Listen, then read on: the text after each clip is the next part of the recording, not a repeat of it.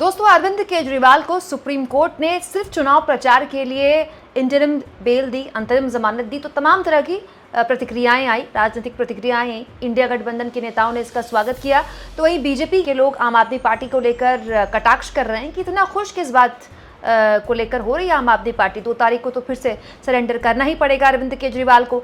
लेकिन इन सब के बीच सुधीर चौधरी, जी हाँ दोस्तों, सुधीर चौधरी ने एक बात अरविंद केजरीवाल की जमानत पर, अंतरिम जमानत पर लिखी, जो बहुत से लोगों को अच्छी नहीं लगी। दोस्तों, इस पूरे मुद्दे पर कैसे लोगों ने सुधीर चौधरी को सुनाया, ये मैं आगे आपको बताऊंगी। लेकिन किन शर्तों के तहत जमानत मिली है केजरीवाल को, अंतरिम जमानत मिली है, वो जान लीजिए। रिपोर्टर प्रभाकर कुमार मिश्रा ने ये शर्तें लिखी हैं। इन शर्तों का पालन करना होगा केजरीवाल को। जैसे केजरीवाल सीएम ऑफिस नहीं जाएंगे, सचिवालय भी नहीं जा सकते हैं, किसी फाइल पर बिना एलजी की मंजूरी के साइन नहीं कर सकते हैं, अपने केस पर अपनी भूमिका को लेकर कोई कमेंट नहीं कर सकते केजरीवाल में, मतलब मीडिया में भी अगर वो बात करते हैं या भाषण भी देते हैं तो अपने केस को लेकर कोई कमेंट नहीं कर सकते, किसी गवाह से संपर्क नहीं करेंगे, 50,000 का बेल बॉन्ड, 50,000 का निजी मुचलका केजरीवाल को देना होगा।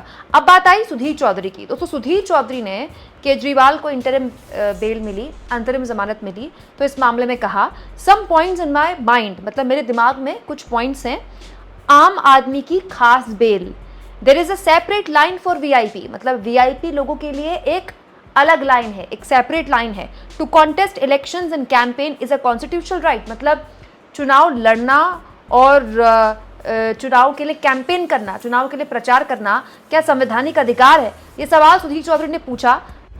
वहीं केजरीवाल की जमानत पर एंकर सुशांत सिन्हा ने कहा, अगली बार जमानत चाहिए हो तो छुट्टे किसी वकील को फीस देने में पैसे बर्बाद करने से अच्छा रहेगा किसी राजनीतिक पार्टी को ज्वाइन करके चुनाव प्रचार करने के काम पर बाहर आने की अर्जी लगा दीजिए, सस्ते में काम निपट जाएगा।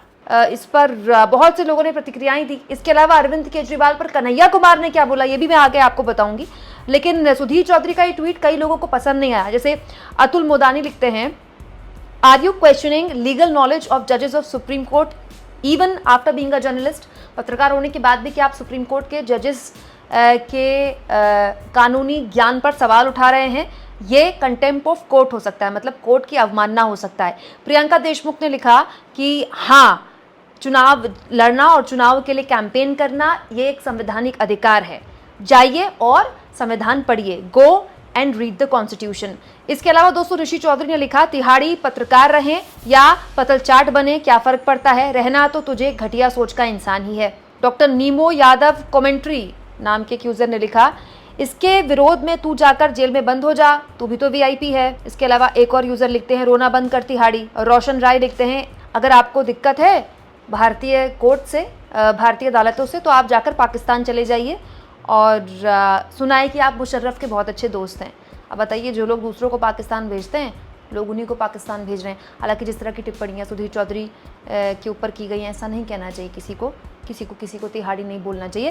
खैर, कांग्रेस नेता कन्हैया कुमार ने इस पूरे मुद्दे पर अरविंद केजरीवाल की अंतरिम जमानत पर कहा, माननीय सुप्रीम कोर्ट द्वारा दिल्ली के मुख्यमंत्री श्री अरविंद केजरीवाल को अंतरिम बेल दिए जाने के फैसले का स्वागत करता हूं।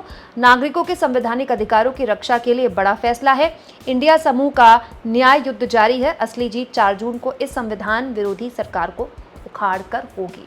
तो कह सकते हैं आप दोस्तों कि इंडिया गठबंधन के लिए मतलब एक बहुत बड़ी ऊर्जा अरविंद केजरीवाल लेकर आए हैं। अरविंद केजरीवाल अब जहां जहां जाएंगे, जहां जहां प्रचार करेंगे, जब जब बोलेंगे, उनको न केवल मीडिया फुटेज मिलेगी बल्कि इंडिया गठबंधन के लोग भी चाहेंगे कि वो उनके लिए प्रचार करें। और हर लिहाज से दिल्ली में जिन सीटों पर कांग्रेस लड़ रही है, जिन सीटों पर आम आदमी पार्टी लड़ रही है, उसमें तो उसको फायदा होगा ही, बल्कि जिन सीटों पर कांग्रेस लड़ रही है उनमें भी एक बहुत बड़ा सेंटिमेंट प्रभावित होगा।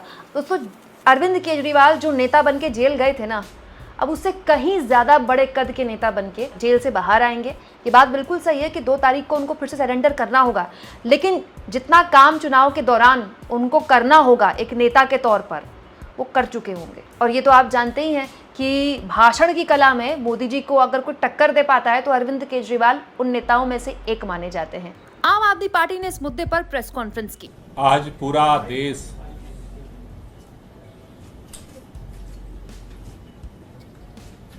जिस बात का इंतजार कर रहा था, लोकसभा चुनाव जो लोकतंत्र का महापर्व होता है, इस लोकसभा चुनाव के दौरान जिस तरह से 3-3 बार के प्रचंड बहुमत से चुने हुए मुख्यमंत्री को लोकसभा चुनाव में प्रचार से केंद्र की भारतीय जनता पार्टी की मोदी सरकार ने वंचित किया था, आज सर्वोच्च न्यायालय ने इस देश से मोहब्बत करने वाले, संविधान से मोहब्बत करने वाले, लोकतंत्र से मोहब्बत करने वाले के दिलों में एक उम्मीद की किरण जगाई है। हम पूरे दिल्ली के लोगों की तरफ से, देश के संविधान प्रेमियों की तरफ से, पूरी पार्टी की तरफ से सर्वोच्च न्यायालय का धन्यवाद करना चाहते हैं कि उन्होंने इस तानाशाही के अंधकार युग में दिल्ली के मुख्यमंत्री अरविंद केजरीवाल को अंतरिम बेल दे करके एक उजाले की रोशनी जलाई है। आज पूरी दिल्ली ही नहीं, पूरा देश खुश है, इस बात से प्रफुल्लित है कि इन विपरीत परिस्थितियों में भी भारत के अंदर हमारे स्वतंत्रता संग्राम सेनानियों के कुर्बानी के दम पर जो संविधान मिला, लोकतंत्र के जो अलग अलग स्तंभ बने, आज भी इस तानाशाही के अंधकार युग में भी अपनी भूमिका को निभाए हैं। इसके लिए तहे दिल से बहुत बहुत शुक्रिया।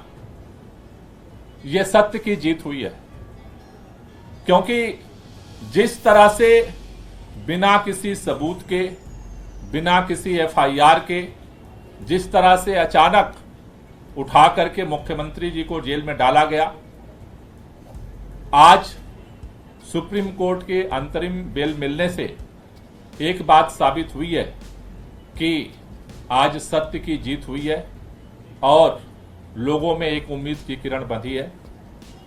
मैं पूरे दिल्ली के लोगों से, देश के लोगों से एक ही बात कहना चाहता हूं कि जो इस देश के अंदर हम सब ने मिलकर के लोकतांत्रिक तरीके से, संवैधानिक तरीके से, वोट की ताकत से इस देश से तानाशाही को खत्म करने का, संविधान को बचाने का, लोकतंत्र को बचाने का जो अभियान चलाया है, अरविंद केजरीवाल जी के बाहर आने से ये और मजबूत होगा।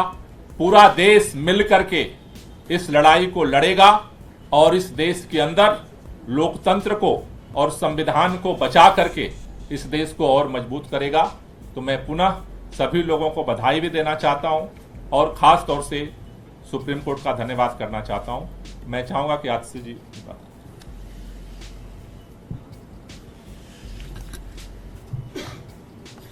आज जो सुप्रीम कोर्ट का फैसला आया है, इस फैसले से सिर्फ अरविंद केजरीवाल जी को अंतरिम जमानत नहीं मिली, इस फैसले से सत्य की विजय हुई है, इस फैसले से लोकतंत्र की विजय हुई है, इस फैसले से देश के संविधान की विजय हुई है। हमारे देश के इतिहास में जब जब संविधान खतरे में आया है, जब जब लोकतंत्र खतरे में आया है, तो हमारे देश में सुप्रीम कोर्ट सामने आया है और लोकतंत्र की रक्षा करने में सुप्रीम कोर्ट ने एक बहुत बड़ी भूमिका निभाई है। आज भी अरविंद केजरीवाल जी को अंतरिम जमानत देकर, अरविंद केजरीवाल जी को चुनाव में प्रचार में आने के लिए जमानत जो सुप्रीम कोर्ट ने दी है, इस फैसले से लोकतंत्र की रक्षा होगी, क्योंकि इस देश में लोकतंत्र हमारे देश का सबसे बड़ा सिद्धांत है।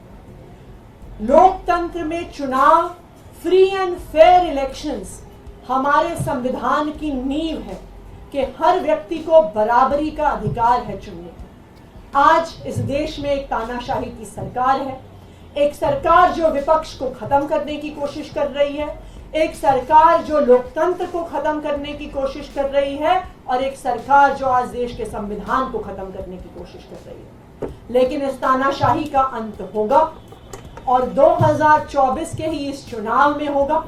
और मैं एक बार फिर सुप्रीम कोर्ट का धन्यवाद करना चाहती हूं, सामने आकर लोकतंत्र को बचाने के लिए, और मैं इस देश के लोगों से अपील करना चाहती हूं कि इस देश को, अपने लोकतंत्र को और अपने संविधान को बचाने के लिए ये आखिरी मौका है।